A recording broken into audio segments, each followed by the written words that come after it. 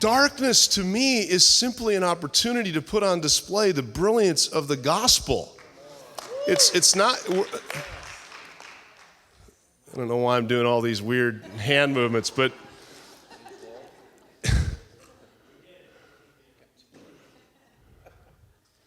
guys, you've been created specifically before the foundation of the earth. God wrote a work of your life that said you would be born in the time that you were born. He knew that we would be in one of the greatest seasons of darkness, but yet one of the greatest seasons of opportunity. Paul was in the midst of storm and trouble.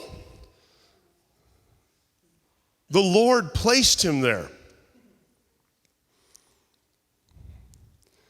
And he was crazy enough to accept the invitation. And now I urge you, verse 22, to take heart, and there will be no loss of life among you, but only of the ship. And there stood by me this night an angel of God, to whom I belong and whom I serve. And this is what the angel said. He said, do not be afraid, Paul. You must be brought before Caesar. Okay, pause. The reality of heaven has to become the superior reality as we live in earth. Thank you for the one golf clap. No, listen to me. God is after a group of people that that are called to this world. We're not to avoid pain. We're not to run from storms. We're supposed to be the crazy ones. You ever seen storm chasers? They hear about a hurricane coming and they come. They will come to Florida. Tell them a hurricane's coming, they will come. While everybody else is trying to leave. Traffic is real smooth for them. They have no traffic issues. Most of us are getting traffic jams because we're trying to flee. We're getting frustrated with what's jammed up in front of us instead of just turn your car around and go after the storm.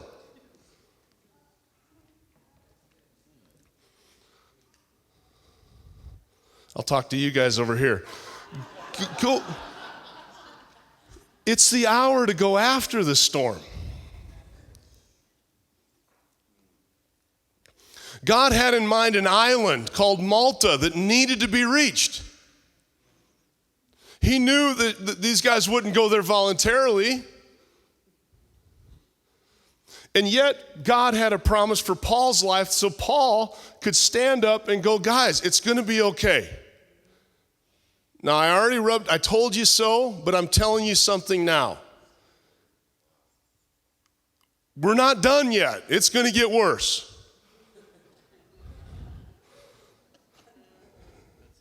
We must run aground on a certain island.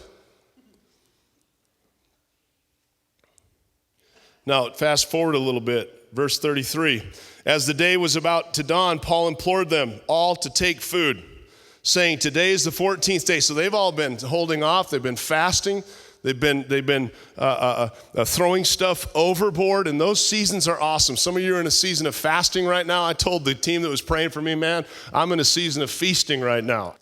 Okay, anyway, today's the 14th day. It's time to eat.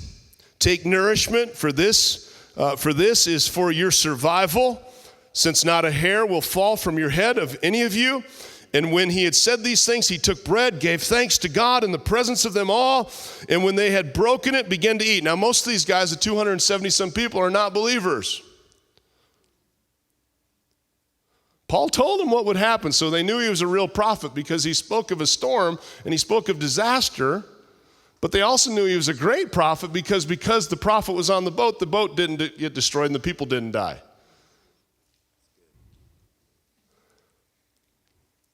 When they had eaten enough, they lightened the ship and threw out the wheat into the sea.